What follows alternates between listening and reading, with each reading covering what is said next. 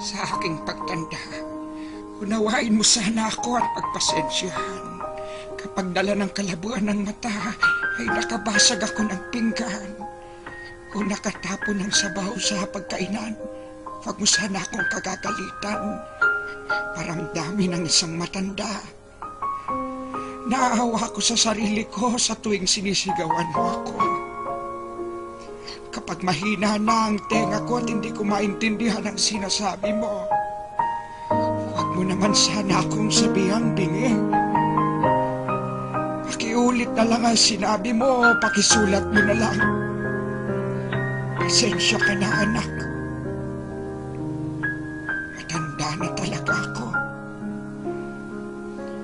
Kapag mahina na ang tuhod ko, pagtiyagaan mo sana akong tulungang tumayo.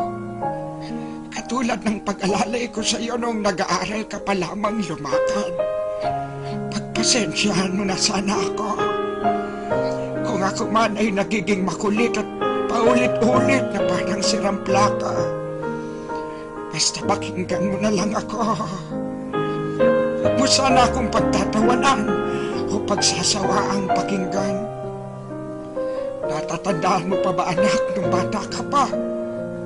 Kapag gusto mo ng lobo, ay paulit-ulit mong sasabihin yon. Paghapon kang nangungulit hanggang hindi mo nakukuha ang gusto mo.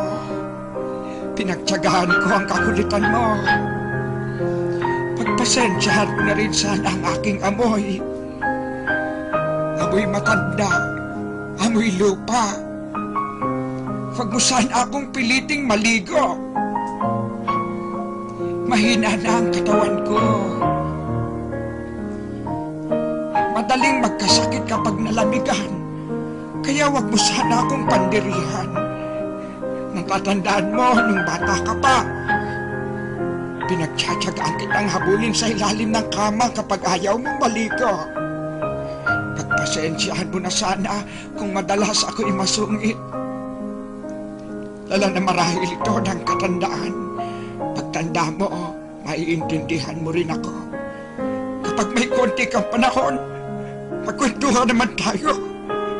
Kahit sandali lang, hinip na ako sa bahay. Paghapon nag-iisa, walang kausap.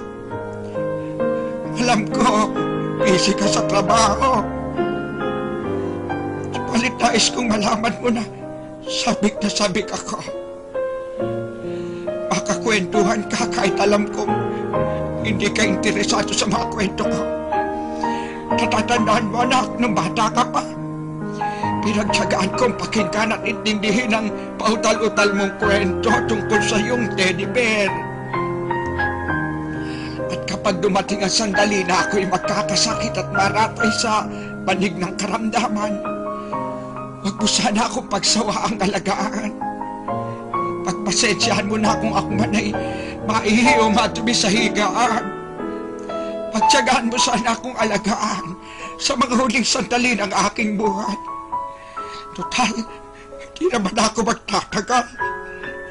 Kapag dumating ang sandali ng aking pagpanaw, hawakan mo sana ang aking kamay at bigyan mo ako ng lakas sa loob na harapin ang kamatayan. At huwag ka mag-alala. Kapag harap ko na ang Diyos na lumikha, ibubulong ko sa Kanya na pagpalain ka sana. Dahil naging mapagmahal ka sa iyong ama't ina.